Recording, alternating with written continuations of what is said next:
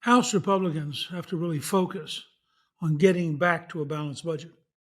I know it's possible because when I was Speaker of the House, we developed a balanced budget approach and we've balanced the budget for 4 consecutive years for the only time in your lifetime.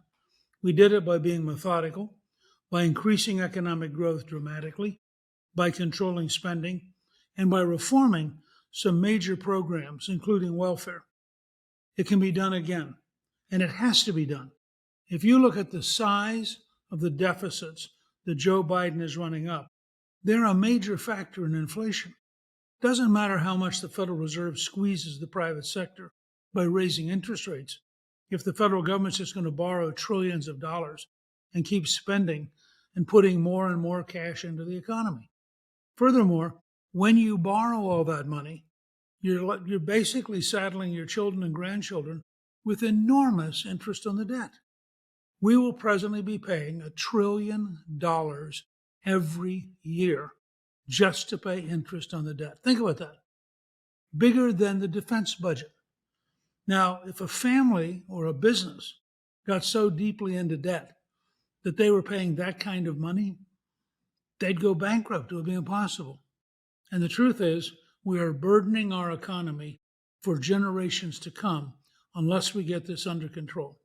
Now, back when I was Speaker, not only did we balance the budget for 4 straight years, but when I left office, the projection was that we would literally have paid off the national debt by 2009.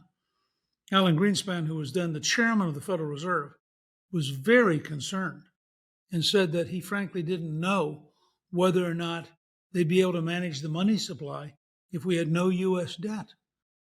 So it's an amazing moment, which unfortunately my successors didn't understand and didn't follow, and we slipped back into the same borrowing and spending, which has been a problem for this country for years.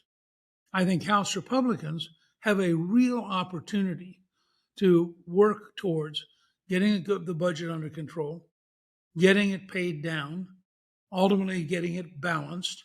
And I think the fact is we could easily balance the federal budget within 7 to 10 years. When I was Speaker, we balanced the budget in 4 years. It frankly surprised us.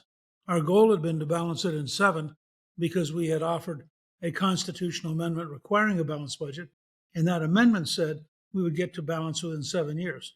But because the economy grew, because we reformed welfare with dramatic impact, remember, millions of people left welfare where they'd been taking money from the Treasury and went to work, where they began paying money into the Treasury as taxpayers.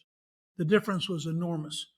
So I believe it's possible by being very methodical, by getting back to 3.5% economic growth, which I'll talk about at another time, and by making sure we control spending, that we're prudent.